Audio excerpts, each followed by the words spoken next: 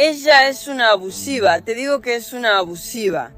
Puede seguir siendo abusiva si quiere, pero eso la alcanzará.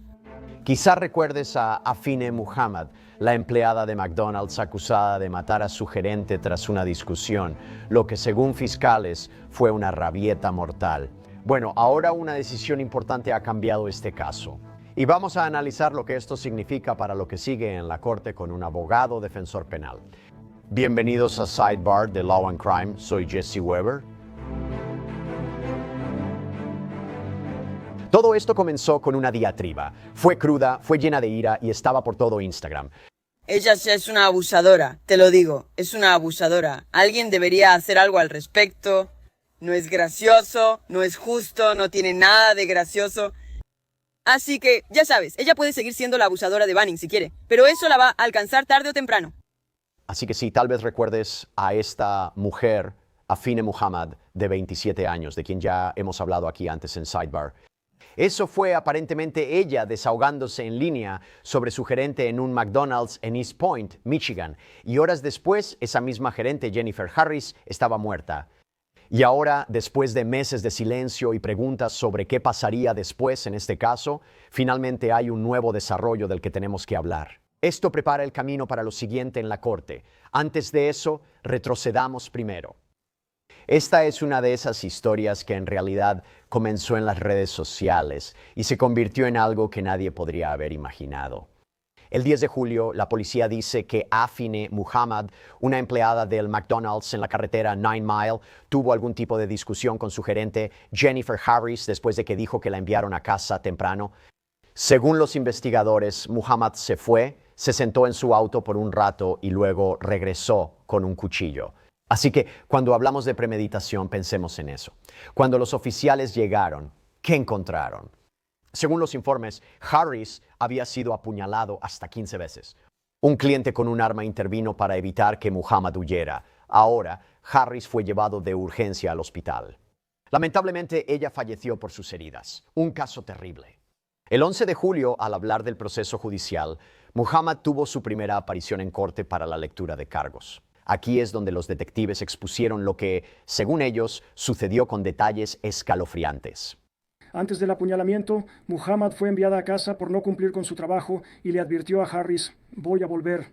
Muhammad fue arrestada y se recuperó el cuchillo. Muhammad confesó que planeaba matar a Harris y que, tras enviarla a casa, fue a un parque cercano. Decidió regresar y apuñalar a Harris con un cuchillo que tenía dentro de su vehículo cuando Muhammad regresó para apuñalar a Harris. Ella entró por la puerta trasera con una máscara y capucha para ocultar su identidad. Intentó huir tras el apuñalamiento, pero un cliente armado la detuvo. Así que Muhammad fue acusado de asesinato premeditado en primer grado y de portar un arma peligrosa con intención ilícita. Ahora también la acusan de delincuente habitual. ¿Qué significa? Es una designación derivada de una condena anterior por apuñalamiento en Virginia. También lo discutiremos. Su fianza también se fijó en $25 millones en efectivo o garantía, con condiciones estrictas en caso de que fuera liberada. Eso incluye monitoreo por sistema de posicionamiento global, pruebas de drogas y alcohol, no tener contacto con la familia de la víctima y una prohibición de regresar a ese McDonald's en particular. Debemos hablar sobre lo que ocurrió en la audiencia del 23 de julio. Fue cuando el abogado defensor de Muhammad solicitó una evaluación de competencia y responsabilidad penal. En otras palabras, ella entiende el proceso legal y lo que está pasando. Está solicitando aplazar esta audiencia por los descubrimientos 1 y 2. ¿Se refiere al Centro Forense de Competencia en Colesville, es correcto? Sí, su señoría. La defensa solicita en este momento que la señora Muhammad sea referida al primer oficial en el centro forense. Solo diré que la señorita Muhammad se opone personalmente a la remisión en este momento.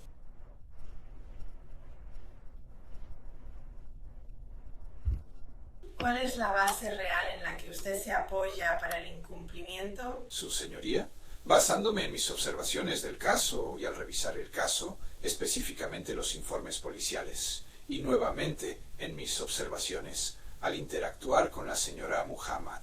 Puede que necesite marcar esas dos casillas. Necesito asegurarme de que, aunque ella sea competente para ser juzgada, no haya ningún problema con respecto a su responsabilidad o culpabilidad penal. Así que esto significaba que el caso se detendría mientras los médicos evaluadores determinaban si Muhammad realmente entendía sus cargos y si podía o no ayudar en su propia defensa. De hecho, hablamos con el psiquiatra forense, el doctor Daniel Bober, sobre lo que los evaluadores buscan en estas situaciones, lo que realmente significa ser competente para ser juzgado. Esto es lo que él dijo. La competencia es un objetivo cambiante, ¿sabes? Alguien puede ser competente una semana y puede ser incompetente la siguiente semana. En Estados Unidos, la competencia se define por el caso de la Corte Suprema, Estados Unidos, contra Dusky, y básicamente eso dice ese caso. Tienes que tener la capacidad de trabajar con tu abogado, de colaborar con él y tener una comprensión racional y fáctica de los cargos en tu contra. Hay varias razones. Vi el video de Instagram que ella publicó antes del incidente y claramente tienes alguien que tiene poco control de los impulsos, está emocionalmente desregulada, tiene una ira creciente, frustración repetida, se siente impotente ante su situación y siente que está siendo sometida a esta injusticia percibida. Hay varias opciones en el diagnóstico diferencial y como no la he examinado, no puedo diagnosticar. Pero pienso en cosas como psicosis, un trastorno de la personalidad, consumo de sustancias, quizá exposición repetida a traumas, y pienso en delirios. Pienso en psicosis al escuchar eso, pero de nuevo, falta mucha información. Por ejemplo, fue tratada por una condición previa de salud mental, estaba bajo el cuidado de un psiquiatra. Estas son cosas que quisiera saber. Hablaría con quienes estuvieron cerca de ella antes del incidente. Ahora, durante este mismo periodo, también supimos que Afine Muhammad tenía una condena previa por violencia. En marzo de 2022, ella se declaró culpable en Virginia de causar heridas ilegales sin intención maliciosa. Registros judiciales de Virginia revisados por Click on Detroit revelan que Muhammad apuñaló a su novio en una discusión en 2022 y luego admitió a la policía: "Lo apuñalé". ¿Él está bien? Ahora, ella recibió 4 años, pero la condena fue suspendida y solo tuvo libertad condicional. Ahora surge la pregunta, ¿eso afectaría el caso actual? Así que ahora el caso está en marcha de nuevo después de que llegaron los resultados de la evaluación de su competencia. Analizaremos el informe en breve, pero primero debemos abordar todos los aspectos del caso. Permítanme invitar a alguien para hablar de esto, siempre es un gusto tenerlo aquí. El abogado defensor penal, Juan Díaz. Juan, muchas gracias por tomarte el tiempo de regresar aquí a Sidebar para hablar sobre lo que es un caso muy extraño y a la vez triste. Desde el punto de vista de la Fiscalía e incluso desde el punto de vista de la defensa penal, ¿cuál crees que es la fortaleza de este caso? Tienes una publicación en redes y un posible testigo ocular que supuestamente detuvo al acusado. Dime qué tan sólidas consideras las pruebas en este caso. Quiero decir, ya sabes, las publicaciones en redes sociales, el testigo ocular, todo eso. Si eres el fiscal, realmente, supongo que no hay mucho mejor que eso. Quiero decir, ya sabes, los testigos presenciales, por supuesto, siempre están sujetos a, ya sabes, la idea de que lo que vemos no necesariamente es lo que realmente sucedió. Siempre se investiga mucho eso. Si yo procesara este caso, me sentiría bastante seguro. Quiero decir, eso es suficiente para que yo siga adelante. Y vas a esperar que un jurado lo vea de la misma manera. Hablaremos de salud mental en un momento. Pero viendo esto, si construimos la narrativa de que ella estaba enojada con su gerente, ella tenía esto, ya sabes, estuvo furiosa durante bastante tiempo. Pero ¿cómo distingue la ley entre, digamos, un impulso emocional? Quizá en el calor de una discusión, aunque supuestamente salió y luego regresó. ¿Y la premeditación o es simplemente una línea muy delgada? La premeditación puede surgir en un instante, y eso es lo que los fiscales siempre intentan convencer a un jurado cuando se les pide reducir un cargo en un caso de homicidio. Quiero decir, es la premeditación, es lo que estaba pasando por la mente de ese acusado, lo que llevó a eso.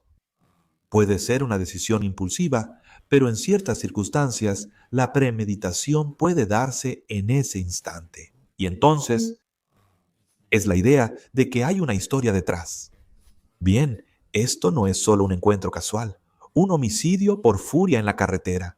Hay una historia detrás, hay algo que está pasando, y si eres el fiscal, quieres dejarle eso muy claro al jurado. Quieres decir, miren, esto se estaba acumulando, como una tetera al fuego que explota por el vapor. Y eso es lo que estaba pasando aquí. Así que los fiscales van a analizar el trasfondo, Van a tratar de construirlo, van a intentar armar una base, para que el jurado realmente entienda por qué ocurrió esto, aunque obviamente fue una situación horrible.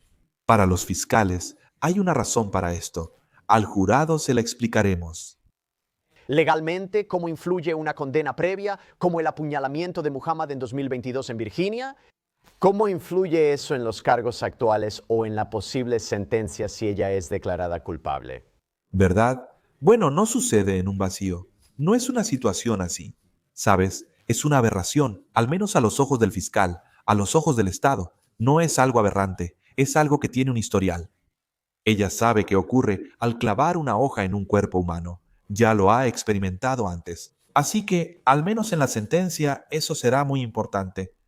Mucho depende de lo que se permita y de lo que el juez deje escuchar al jurado. Pero la idea de que esta es una persona que tiene familiaridad con lo que sucede cuando tomas un instrumento como ese, un arma mortal, y lo aplicas a un cuerpo humano. Para el fiscal, ella sabía lo que iba a pasar. Bueno, hablemos de esto. Así que la defensa solicitó esta evaluación de competencia, evaluación y una evaluación de responsabilidad penal. ¿Con qué frecuencia vemos eso en las etapas iniciales de estos casos o tal vez durante el transcurso de un caso, verdad? La competencia no siempre ocurre al inicio, a veces sucede a la mitad. ¿Con qué frecuencia pasa esto? ¿Verdad? Bueno, generalmente, lo que pasa es que en un tribunal, en el sistema judicial, cualquier persona que tenga una preocupación, generalmente es el abogado defensor. Pero un juez puede mencionarlo, un fiscal puede mencionarlo. Por supuesto, eso es mucho más raro. Pero los abogados defensores, tienen una obligación. Si crees que hay algo pasando con el cliente, con un acusado, eso plantea el tema de la competencia. Recuerda, la competencia es distinta a no culpable por locura u otros temas. Es algo limitado. Es solo que la acusada entiende los cargos en su contra. Esta acusada entiende lo que está sucediendo en la corte. Ella entiende el papel del juez. Entiende el papel del fiscal. Entiende el papel del abogado defensor. ¿Ella puede ayudar a su abogado a preparar su defensa? Esos son realmente los únicos temas que aborda una evaluación de competencia. No entra en otros asuntos. Oh, ya sabes, ella sabía si estaba bien o mal. Esos son los temas para el jurado si se llega a ese punto. La competencia solo se limita a su estado actual. Entiende lo que le sucede, puede ayudar en su defensa, sabe quiénes son los involucrados, es bastante limitado. Y los estados que tienen este proceso. A veces puedes recibir tratamiento para recuperar la competencia si te consideran incompetente. Ese es otro tema completamente diferente. Puedes ser detenido y obligado a tratamiento psiquiátrico.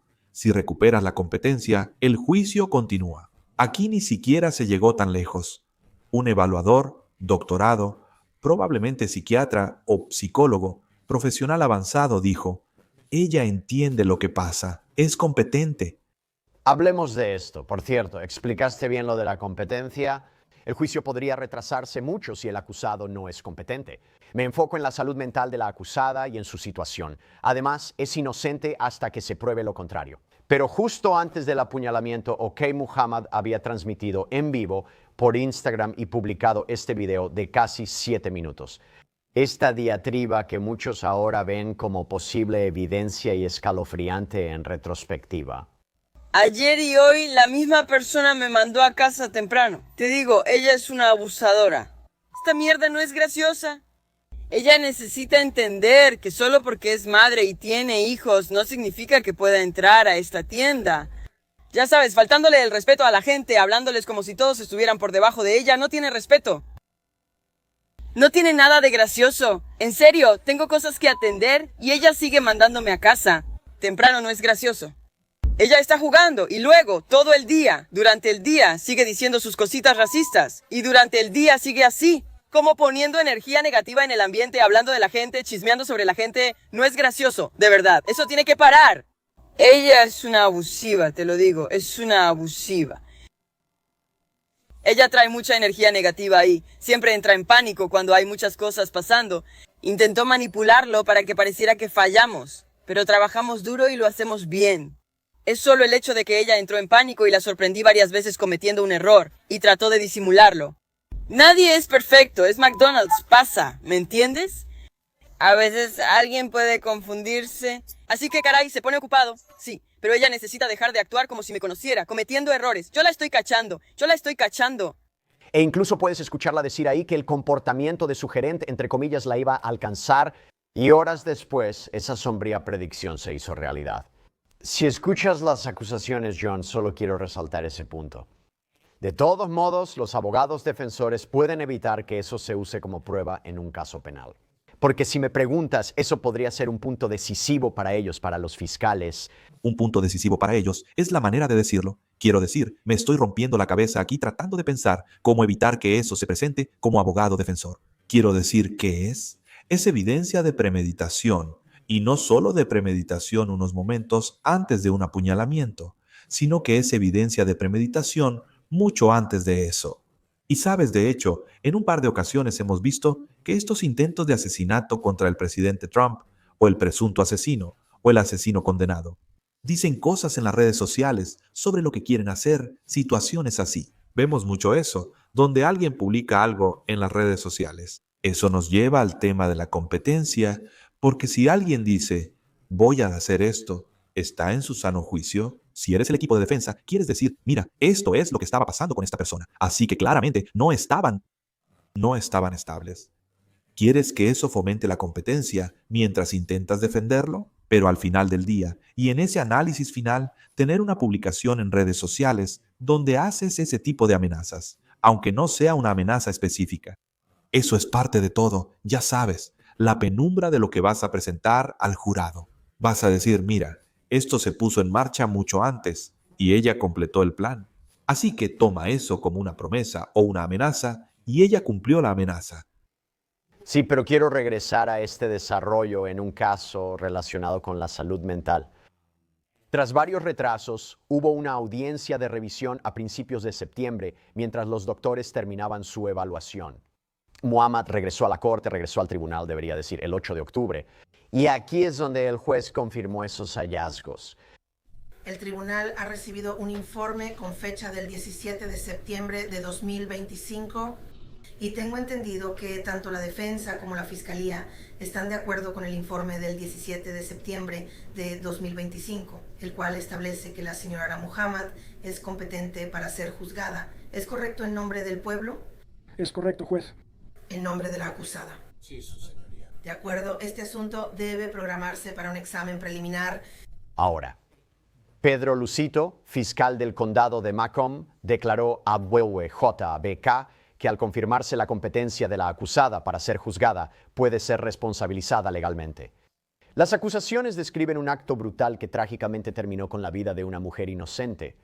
Nuestra oficina sigue comprometida con la justicia para la víctima y su familia. Juan, ahora entremos en más detalle.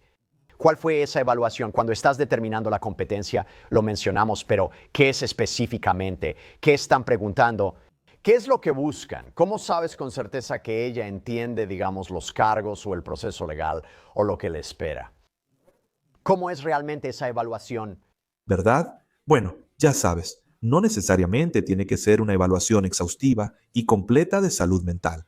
Puede ser un evaluador sentado en una sala con este acusado y a veces con el abogado presente, haciendo preguntas muy específicas como ¿sabes? Empiezan con preguntas como ¿dónde estás? ¿Qué día es? ¿Quién es el presidente? ¿Cuál es tu fecha de nacimiento? Entrando en cosas como bien, ¿sabes por qué estás aquí? ¿Sabes cuáles son los cargos en tu contra? ¿Puedes decirme cuáles son esos cargos y qué piensas que son? No sobre lo que pasó, no entran en ningún detalle sobre el incidente real. Y eso es muy importante, porque el evaluador no está recibiendo ninguna información del acusado sobre el supuesto delito real. Solo están diciendo, mira, ¿qué entiendes sobre tus circunstancias? ¿Qué entiendes sobre el papel de tu abogado? ¿Quién es tu abogado y cuál es su función? ¿Quién es el fiscal y qué hace? ¿Y quién es el juez? ¿Y cuál persona es el juez? ¿Es esa la persona sentada en el estrado usando una toga negra? ¿Qué hace un juez? Y entra en esas áreas específicas, sin tocar nunca la acusación en sí, sin tocar nada relacionado con eso. Pero es algo muy sencillo como, ¿entiendes por qué estás aquí hoy? No me hables de lo que pasó. pero necesito saber si puedes entender el contexto de por qué estás aquí y qué te podría pasar. ¿Qué te podría pasar si vas a juicio? ¿Cómo es un juicio? ¿Quiénes están involucrados? Es algo limitado. Pero a los ojos del evaluador quieren determinar si esta persona siquiera entiende dónde está, qué está pasando. Las personas consideradas no competentes suelen no tener idea de estas cosas. Esto se debe a la variedad de enfermedades mentales y factores que afectan la evaluación. Pero los evaluadores generalmente también están muy bien capacitados para tratar de determinar quién está simulando, quién está inventando cosas. Ellos pueden ver a través de eso cualquier falsedad o engaño en que incurra un acusado. Esa es otra cosa. Un evaluador capacitado y bueno sabe cuándo están diciendo la verdad, esencialmente, y cuándo están fingiendo. Para aclarar, esto podría no ser el fin de la conversación sobre la competencia. En algunos casos, alguien puede ser considerado competente. Algo sucede durante el transcurso del caso, el proceso penal, incluso tal vez antes del juicio, donde surge una pregunta sobre la competencia. Una vez más, ¿verdad? O sea, ¿qué podría pasar? ¿Cuándo diría un abogado, tribunal, tenemos otro problema de competencia? ¿Cuáles serían algunas señales de alerta? ¿Verdad? Eso puede pasar. Si eres abogado defensor, tienes una obligación. Cada estado en la nación tiene un código de conducta para abogados que dice que tienes la obligación de representar a tu cliente. Si tienes una creencia de buena fe, no puede ser algo que solo estés intentando. Actuar sin buena fe para retrasar algo que intentas hacer. Si crees de buena fe que la acusada tiene un problema que puede reaparecer, puede ser declarada competente para ser juzgada. Y en 2 meses puede surgir algo con su equipo de defensa que ellos digan, mira, esto está pasando de nuevo. Tenemos un problema real. La competencia detiene el reloj. Está bien. Cuando se plantea, un juez lo revisa y si lo considera legítimo, es otro filtro. Un juez puede rechazar otra evaluación, aunque es raro. El juez detendrá el reloj. Se llevará a cabo la evaluación. Puede tomar 1 mes, 2 meses, 3 meses. Pero una vez que se tenga la evaluación, entonces el juez dirá, está bien, vamos a tener una audiencia, vamos a revisar todo esto. La fiscalía y la defensa presentan argumentos y el juez decide. Así que puede suceder en medio de un juicio. Puede suceder semanas o días antes de que ocurra el juicio real. Esto se relaciona con las obligaciones del abogado cuando cree de buena fe que algo ocurre con ese acusado. Ahora ella debe regresar a la corte para una audiencia preliminar el 14 de noviembre. ¿Qué podemos esperar de eso? Va a ser como un mini juicio, una mini audiencia de causa probable, donde la fiscalía presenta solo la evidencia suficiente para superar el obstáculo de la causa probable. Frente a un juez, es la primera vez que la defensa puede ver a testigos clave de la fiscalía. Obtenemos mucha más información en este tipo de audiencias. A veces se renuncia cuando la defensa ve que no hay beneficio y decide seguir adelante. Como abogado defensor, a menudo obtendrás mucha información de descubrimiento. Vas a obtener muchas declaraciones. Vas a recibir mucha información sobre las teorías del Estado. Así que es un paso valioso, es un paso importante. Ahora que se ha determinado que es competente, ambas partes pueden observar su reacción ante la evidencia. Si eres la defensa, obtienes más información sobre su papel y cómo responderá. La fiscalía puede presentar su caso por primera vez. Es su primera oportunidad. Y normalmente, o sea, cuando hablas de un caso como este en particular, los fiscales podrían superar ese obstáculo y tener suficiente evidencia de que había causa probable de que se cometió este delito y avanzar hacia el juicio. Y a medida que avanza hacia el juicio, solo para que quede claro para nuestra audiencia, el jurado, el posible jurado en este caso, no sabría sobre el tema de la competencia, ¿verdad? Eso no surgiría para ellos. Eso no es algo que tendrían que considerar al decidir si ella cometió este delito o no. ¿Verdad? El jurado no escucha todos los asuntos preliminares, como si hubo evaluación de competencia o si se determinó que era competente. Eso no es algo que necesiten o vayan a escuchar. Todo eso se les oculta. Obviamente, sería perjudicial, extremadamente perjudicial. Podría inclinarse de un lado o del otro.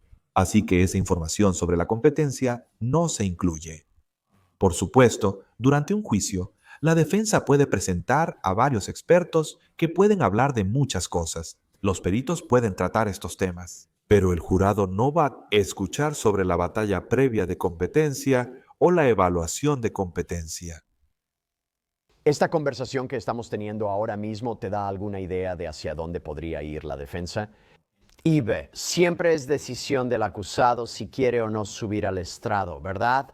Sus abogados defensores pueden decir, no hagas esto, te lo digo, no hagas esto, pero depende del propio acusado. ¿Alguna idea de hacia dónde podría ir la defensa con esto? Y B, ¿crees que habría alguna ventaja para ella si sube al estrado y explica su versión de la historia? ¿Verdad? Sobre A, buena pregunta. La defensa buscará mitigar lo más posible.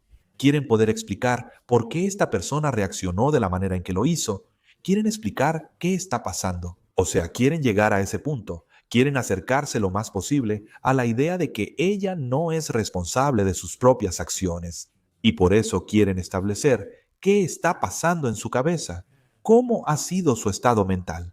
¿Sabes? Hay muchas razones por las que vas a querer entrar en su historia, para tratar de darle a los miembros del jurado una idea del por qué. Esto no fue, por ejemplo, un asesinato a sangre fría, como la fiscalía va a intentar presentarlo. Sobre B, si debe testificar, eso siempre lo decide la acusada. Es un caso tan raro que le va a beneficiar a la acusada explicar, sentarse en el estrado, mirar al jurado y decir, por esto apuñalé a esta persona con un cuchillo. O sea, eso realmente afecta a la defensa. Debilita los argumentos de la defensa de decir, miren la historia de esta pobre persona, miren su estado mental. Cuando ella puede subir ahí y expresar las cosas claramente, realmente minimiza cualquier posibilidad que tenga la defensa de apelar a uno o más de estos miembros del jurado. Y a menos que sea una defensa propia, que no hemos visto aquí, ella no va a subir al estrado. Bueno, ya veremos. Y te lo diré. Será difícil para ella, especialmente cuando tienes estas declaraciones previas que supuestamente hizo en redes sociales. Ser cuestionada y hablar de eso podría ser problemático. John Day, gracias por tu tiempo. Un gusto verte. Me dio gusto verte. Gracias. Y eso es todo lo que tenemos para ustedes aquí en Sidebar. Muchas gracias a todos por acompañarnos. Suscríbanse en YouTube, Apple Podcasts, Spotify o donde escuchen podcasts. Síganme en X o Instagram. Soy Jesse Weber. Nos escuchamos la próxima vez.